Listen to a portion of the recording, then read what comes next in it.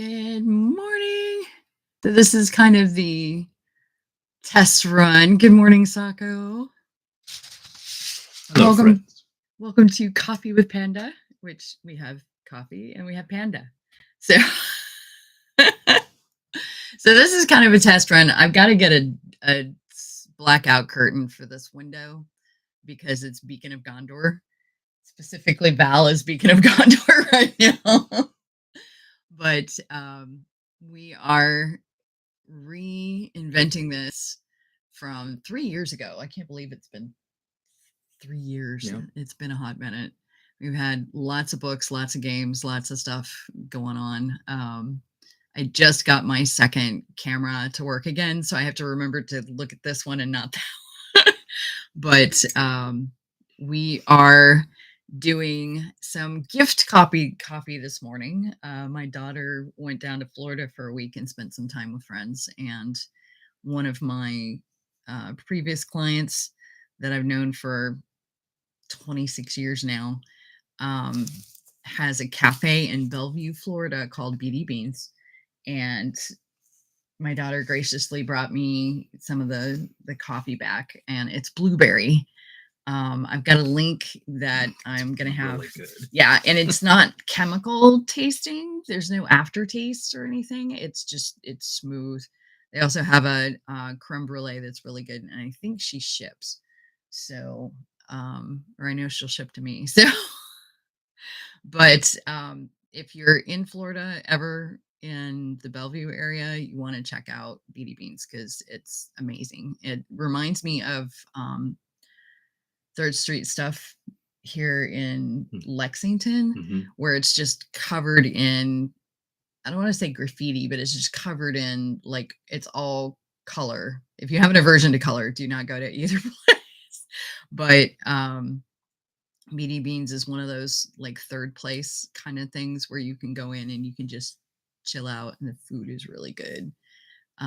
But they're still going strong. I'm happy to say that they're still packed every day. Becky's only there a couple of days a week now, but it was kind of a little taste of home. So, but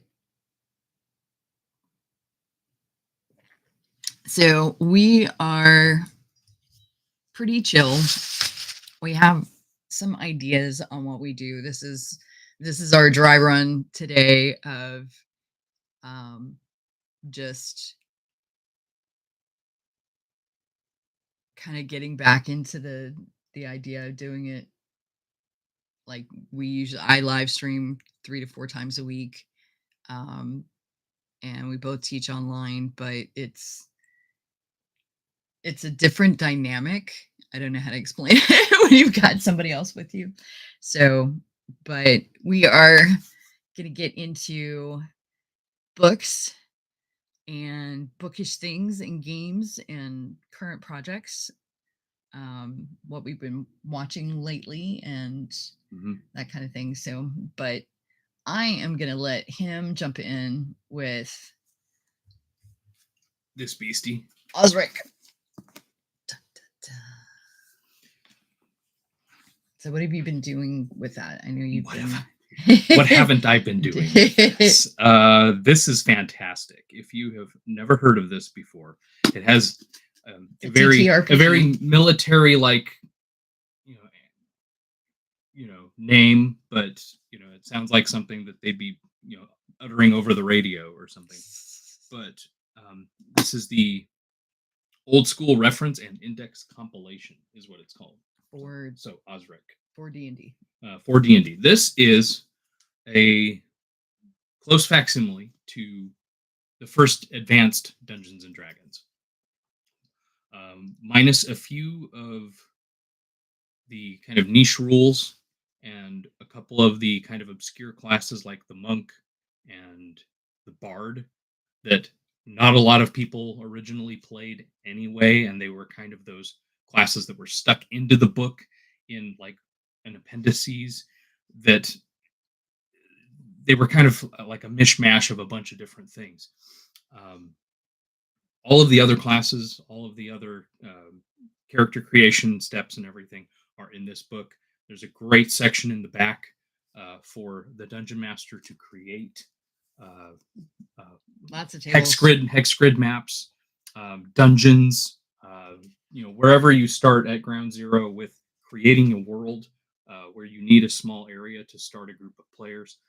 Uh, there's an entire set of tables in the back for that, where you just roll dice and consult the tables, and then if you want to change it up from what it says to do, you can.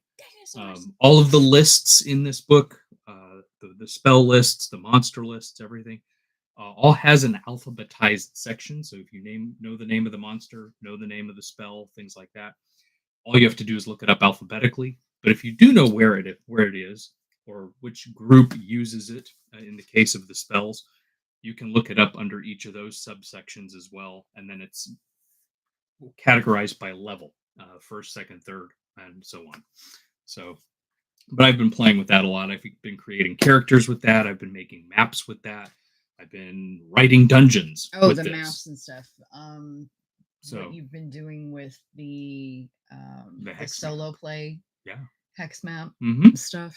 There's an entire section in this book also for how to play solo as well, which was also a section that you could find in the original Dungeon Master's Guide. Yeah, the solo stuff I've been seeing a lot more people live streaming that solo play, and I think a lot of it came up with the pandemic, where we couldn't get together with friends, and not everybody was into gaming on Zoom.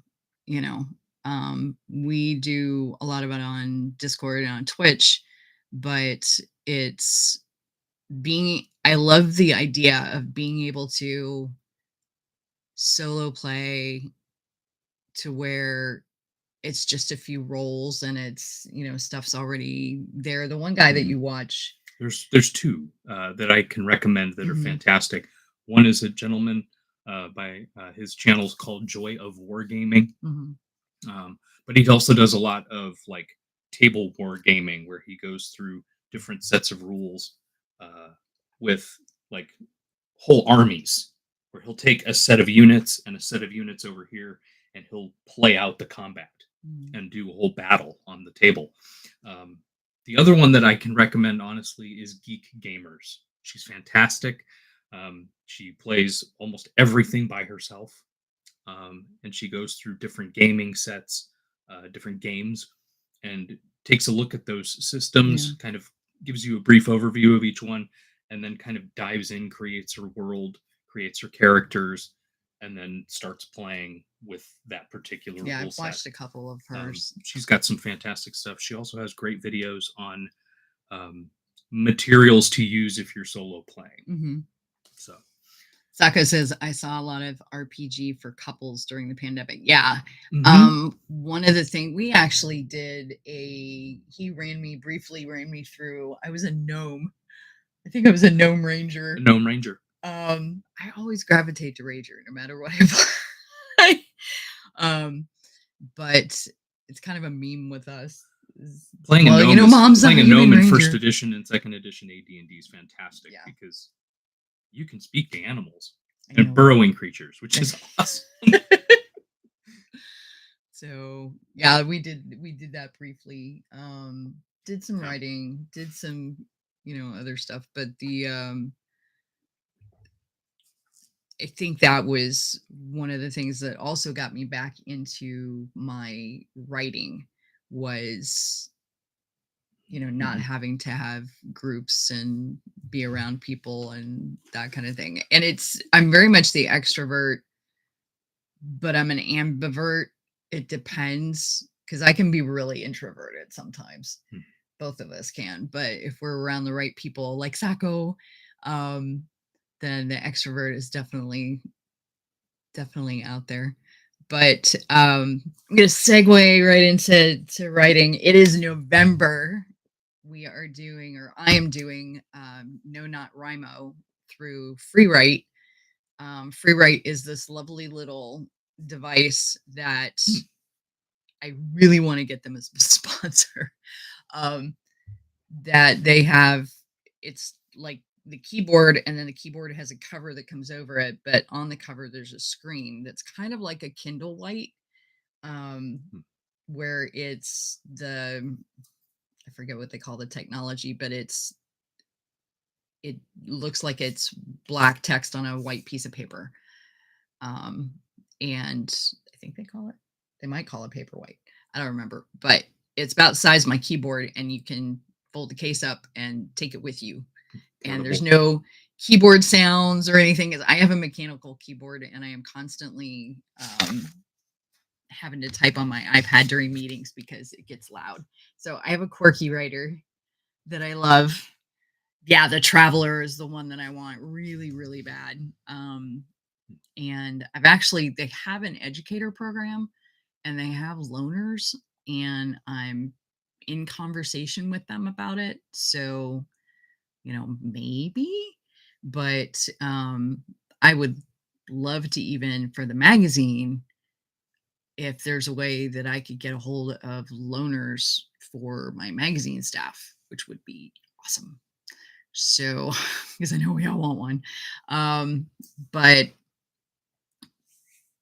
it's 1,700 words a day from the original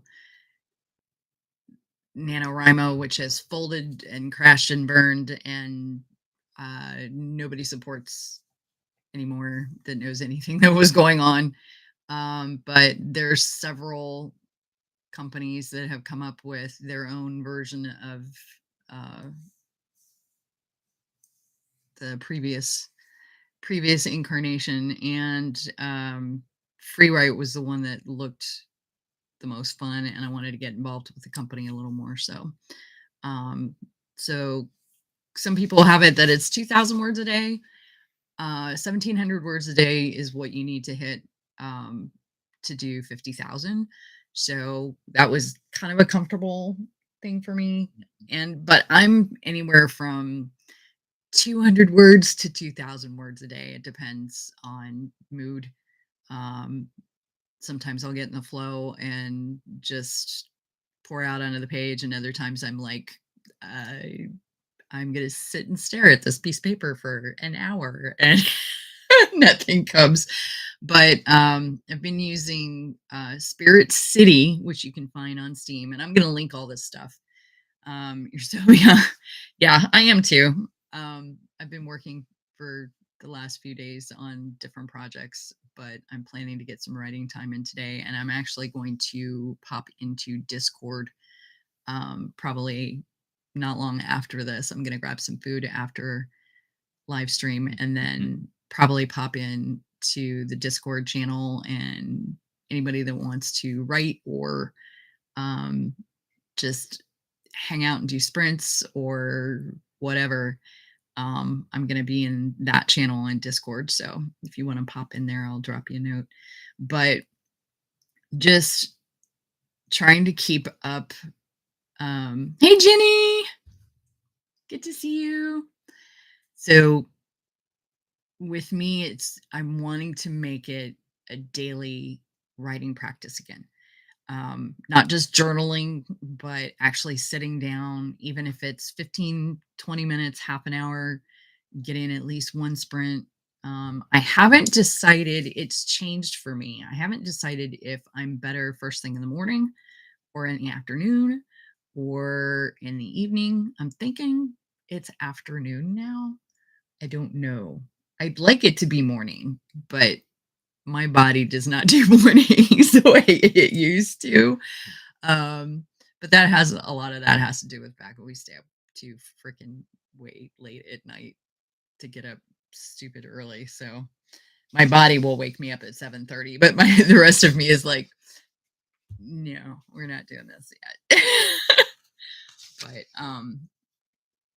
with the books and the writing, um, one of the things I found recently is there's a game called Tiny Bookshop that I absolutely adore. You can get the demo free on Steam, and they actually use real books in the game, and it'll give you the summary. And I found a list through a group called PageBound, which it's Goodreads, but it's not Goodreads. It's literally, I have this book and I want to talk about it with other people. So it's completely a book social platform. But PageBound, I've started listing a few books. This maniac listed like 100 of them. I Like, listed my almost my entire library. Yes. And that was just so I knew what I had. I knew what I yeah, had on a TBR list. I knew what I had finished reading. That's all. I went through. I only own a little over 100 books that yeah, I'm the are one with between the my sci-fi 1,200 and my pounds fantasy books. that aren't religion books or like my old Latin textbooks and things like that. Yeah. So um, going through my sci-fi and any fantasy books that I have in there, it was maybe 110, 120 max. Yeah. So So he has all the nice hardcovers with the gaming books and everything, and then it's all sci-fi and that kind of stuff. Me, I use this little app, which is Handy Library, and you can scan ISBN codes. So it's really cool because you get that little beep sound. I get my librarian fix. You get little. So I've been reading Company of One. And if I want to add it,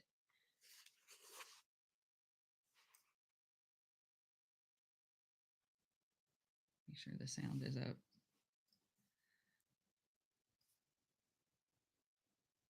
Not too loud though, because it does loud.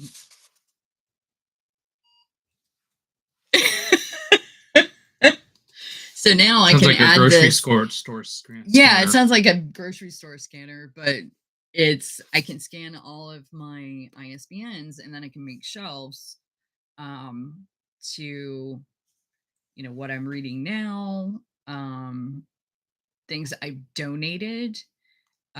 We've done a purge, been doing a purge because at some point we want to move and I don't want to take everything with me. And just downsizing. But I've donated 800 pounds of books and I probably have another $1,200 or 1,200 pounds of books in the house. So I'm the one with all the books. Hey, there's my girl. Hey, bro. Your brain is too chatty to write at night. Yeah. My brain is chatty all the time. I think the afternoon is where I kind of hit that zen lull. First thing in the morning, I have too much to-do list stuff in my head, prepping for the day. I have meetings, but around mid-afternoon is when I kind of like, okay, I've got a rhythm going. I've got, here's where I need to take a break and eat. Here's where I need to, do 2 hours more of work because your brain literally, your cognitive load is 2 hours for work. So I do 2 hours almost like on a Pomodoro schedule and then take a break, do something completely different, and then, kind of get back into I'll get maybe another 2 hours in before I'm like, okay, dinner and down for the night kind of thing. I can structure myself during the day. Yeah. It's in the morning, my brain is either I can't think past my covers. And now that it's getting colder, I'm like, oh, I need to get up because otherwise I'm going to stay under this warm, cozy little cocoon that I have made for half the day and get nothing done. And I can't, and it's a hazard to sit in bed and work on the iPad anymore because I'll want a nap. And it's like, I can't do that. So I have long COVID, so I still deal with fatigue, but I still have to kind of push myself a little bit. But if I push myself too far, then I'm down. So it's kind of a balance. I am a cocoon gal. Yes. I understand the struggle. I know. I nest. I do too. Do admin work in the morning. It warms my brain to get writing done. Yeah. I do have specific tasks that I do in the morning that will kind of break me out of that hurdle. Um, it's kind of like one of the things I learned from somebody recently is, and it sounds unrelated, but it's not. Um, if you get a journal and it's too nice and you really want to use it, but you don't want to mess it up or make a mistake in it, what she does is she'll take the first page and just scribble all over it and just, you know, something random, something, not even do art, just mess up the first cover. And then it's like, oh, okay, this isn't so precious now. Now I have to do something in it to make sure that it was worth That all it the scribbling. succeeds. But it's that mindset. It's that, okay, what can I do in the morning? Do I journal? Do I, do a tarot reading? Do I, pull a card for the day? Do I just sit and doodle? Do I make a list? The journaling system that I do, I still call it quadrants, even though it's 5 sections. And that book is going to be out probably next, is my Get Going book. The 3 that I came out with previously are getting condensed into one book, and I'm adding my journaling system in. So I have a specific way that, I do a line around the page, and that's kind of, here's my focal point. And then I split it up into sections with no regard to to anything. Um, and just, I have 5 different sections, and then just make sure that, if I feel like writing more, then that's the bigger section. If I feel like doing art more, then maybe my writing section is only going to be this big, but I have a longer list section, or I have, but I always have like a pattern, a drawing, miscellaneous, which is for overflow, um, writing, and lists to do whatever grocery lists, my daughter's going to inherit all of my sketchbooks, and we're joking about, wow, there's going to be so much random there's going to be so much random shit. Because I have, my, here's my day, here's what I want to do, here's my goals, here's my task list, and then there's this random thing in here that's like, oh, I need sour cream, here's the grocery list in there. Be a picture of a panda. Yeah. Panda was asleep this morning, and it's Yeah. just like My coffee maker has not woken up my coffee maker is not awake yet. but um and I'm using my Kofi more, so sometimes I'm structuring posts and stuff. So Kofi, I left Patreon, I left Etsy. um this is all that's happened in this last year. um Left both of them. Etsy has its own issues. Patreon kind of screwed the pooch with doing all the stuff with Apple Pay that came out. So a lot of us were like, okay, we're done. Went to Kofi. I am a Kofi ambassador now, which I love Kofi. I can do all the stuff that I did on Patreon, only it works. Um, but I can have my shop, I can do subscriptions, so I have all my snail mail stuff there.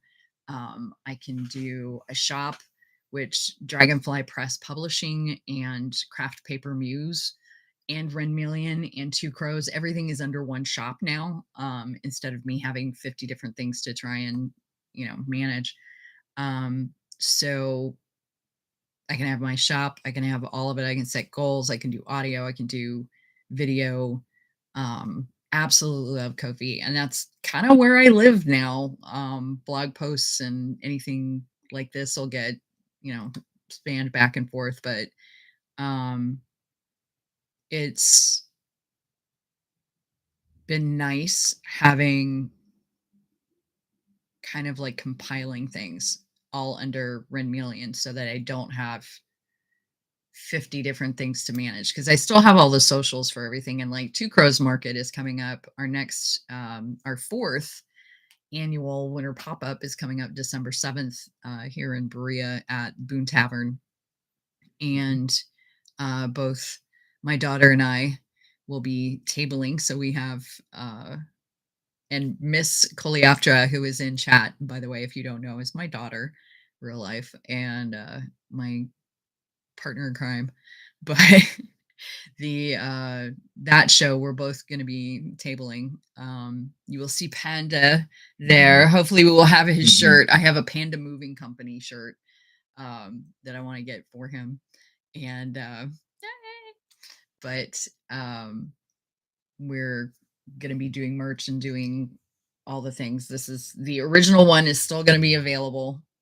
So this is the original logo, but we have the new one that we're going to start doing. Chaos bean. Yes, that is my chaos bean. Um, you came by it easy though. It came directly from my grandmother through my mother, through me to you. So yeah. Um, but we're gonna have merch this time, water bottle, all sorts of stuff. With the new logo, which is on the thumbnail for today. And like I said, we're just this is the just getting back into the swing of things. Um, and so, but lots going on. We've got the magazine relaunched in July. We've got several issues coming out this month. I have 9 staff writers, including me and my daughter and my husband now, and Sako. And $3 Squirrel relaunched, which is the writer's zine for writers by writers on the act, art, and process of writing. And we've had people jump in like Sako and Ginny, who are both here. Um, and it's been fun being able to have that back out. The prompts for, well, this is for the rest of the year, for December, is up on the site, and I will have a link to that below. Um, and if you all haven't done December, go ahead and jump in. But if you are a writer, I'll have the info below, and I'm actually going to contact my previous participants to help with the questions for this next year, because I want to put up the whole year so people can work in advance. And it's a Google form. It's easy. It's simple. I can go into the spreadsheet, pull it, post it, and have the whole thing done in a day. So it's nice having that, ability to do that. I love technology, unless it's AI, and then AI just, that's a whole nother podcast. We will talk. We will talk. That will be a whole nother podcast. But 'cause I have definite opinions on, we all have definite opinions on that. I am right up there with Emma Thompson's rant on AI recently that I saw. So, and we watched the Good first segue. Yeah, we watched the first episode Speaking of Down Cemetery Road last night. Very odd. It's definitely British TV. Not at all what I expected. Emma actually wasn't in it very much, but I think it was setting it up for, this is her show, because I'm not going to do spoilers, but definitely Hammer horror style ending where you knew it was coming. It's setting it up, but yeah, just the best thing about it for me was her hairstyle. I'll be honest. I loved the few minutes that I got to see her, but she really wasn't in the show that first episode. You're so used to seeing her very put together, very stylish, sophisticated. Her hair very just so. Yeah. And her character in this show was like, her hair was like, and it was like looking at Doc Brown from, yeah. I mean, she was just Back to the Future, yeah, or something. But I mean, her hair was just everywhere. But I mean, she's just very. She plays a detective. She plays a gumshoe, and who has decided that she doesn't have to be the good girl anymore, which is totally Emma. I absolutely love her. If you've ever seen her on interviews or anything, the Colbert episode with her was fabulous. But she's very, I'm older now and I don't give a crap, kind of attitude, and it comes out, and she's very opinionated, very, I love her as a person, and I've been following her career for ages, back when she was with Kenneth Branagh, and Dead Again. If you've never seen it, you need to see it. But I'll put all the links in the bottom. But yeah, just oh my gosh. But we've been doing a lot more traveling, and I'm going to be posting a Derive series on Ko-fi with bookstore reviews and cafe reviews and all the places that we've been going. New Albany, Indiana, Columbus, Ohio. If it wasn't for the fact that it was Columbus, Ohio, I don't know if I could live in a big city. It's like us moving to Louisville. It would be, I don't know. I like having access to a I'm big at home city. in much bigger places because Yeah. Well, I grew up in Orlando bigger area. places are more freedom for me in terms of being able to get around. Yeah. You know, buses, things like that. You know, just general transportation. It's a lot easier for me in places where I can stand on the corner over here, catch the bus, and be down wherever I need to go. Yeah. And not have to worry about, oh, I need gas money this week for this. You know, when bus fare's cheaper usually. Yeah. So Yeah. And he doesn't drive, so um anything within a couple of miles is really handy for him. And that's why I like New Albany. Is New Albany, we could pretty much go anywhere, and they actually have a bus system. So we're looking to move to New Albany. That's going to depend on funding. I would have already moved us out there last month if I'd had the funding.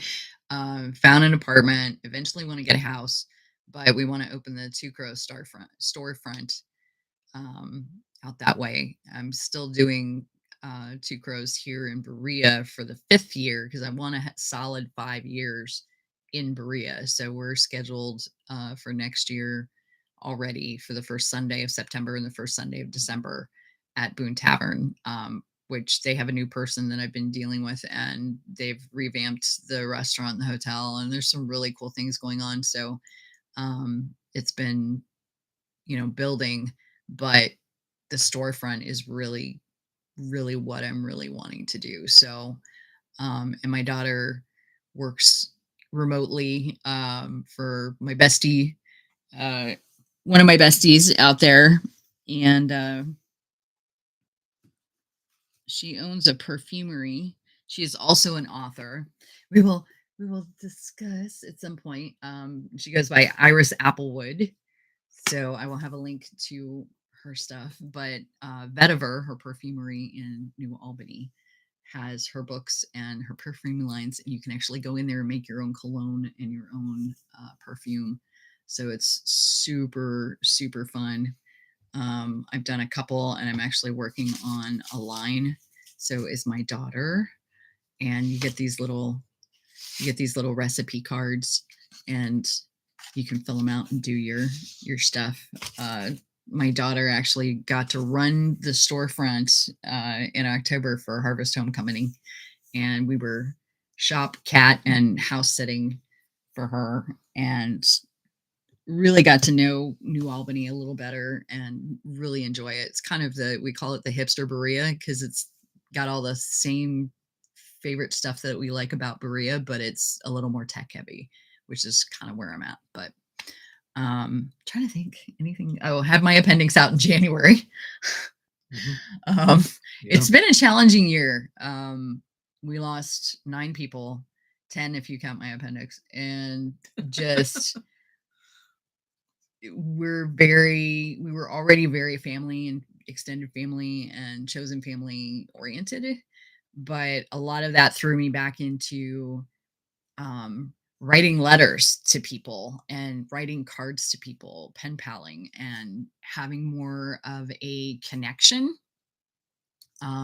Because I think, with COVID, we got a lot more isolated. We started nesting a lot, um, you know, purging and doing things here around the house, and, making safe, cozy spaces, and then going out when we did start traveling again, going out and finding cozy spaces like cafes and bookstores and that kind of thing.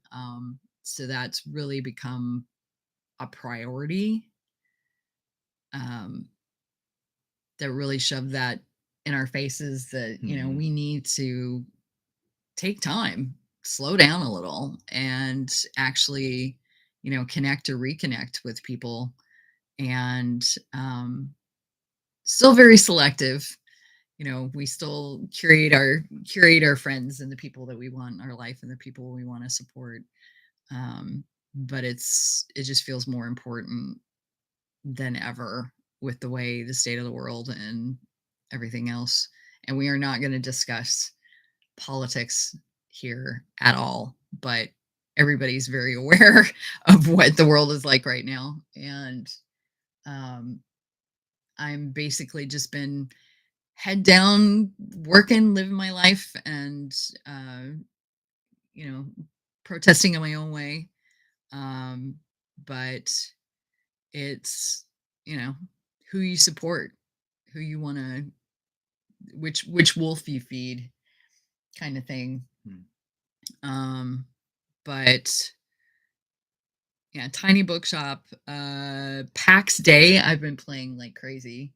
I've been in that since Alpha 2 and just joined one of the oldest groups in the game that was actually formed before Alpha through the devs. So been playing with that. We've got books coming out, got new stickers. We have a new bookstore here in Berea called Mary Lou's Bookshop, and they have been cleaning me out of stickers. So I am constantly designing new stickers. So if you want to jump in on what I'm making, you can watch me on Twitch. And my art streams are Wednesday night at 7 p.m. and Saturday at noon. So I have another one coming up this Saturday. And we'll probably design some stickers because people are running sales and I need to order more. Also, Guild Wars 2 just came out with Visions of Eternity. So we haven't started playing that yet. That's a funding thing. Just we need to buy the DLC for that. But that looked pretty amazing. And they have a mount skin that looks kind of like a dragonfly. So I'm all over that. But yeah, this was just a kind of, hi, how you doing? We're back. It's going to be more structured and probably not as long. I'm thinking max 30 minutes for the episodes, but and I don't know, is there anything you want to add that you can think of? Just where you can find this. It's the PDF is free on Drive-Thru RPG, on Lulu. Yeah. Those kind of usual places. And there's a smaller one, but the this type one is too you small. can add the type is actually large enough to read in half decent daylight. You don't need to worry about I'm in a cave and the text is too small. Unlike a lot of those old AD&D books where the text is like this big and it's written in Gygaxian. This is actually written in a more modern language. You can get this volume, which is softbound. I'll link it. That's Lulu. I believe they also have them on Drive-Thru. They also have a portable edition, but that text is really small, and I got bifocals recently, so a little harder to read that text sometimes. But yeah, we'll link everything that we've talked about. And thanks so much for hanging out. I know it was a little longer than we'd intended this time, but actually it's 40 minutes. It's not too bad. But we love seeing friendly faces. Feel free, any questions, we're going to set it up so that, we are taking questions ahead of time. Yeah, this was the experiment in the dry run and is my camera working and all the things. But yeah, we'll put links down below. Love you all. It's nice seeing friends and family in here. But Thursday mornings, 11 a.m. Eastern Standard, we will be here. We'll be chatting, and drop a note in the comments if you have any questions, and I'll link it to Discord for anybody that wants to join Discord, and we can go from there. So thank you so much. And I'll do my Twitch outro that I usually do. Thanks so much for being here. We appreciate your support. Stay well, stay safe, wear your mask, wash your hands, take care of each other, and we will see you next week.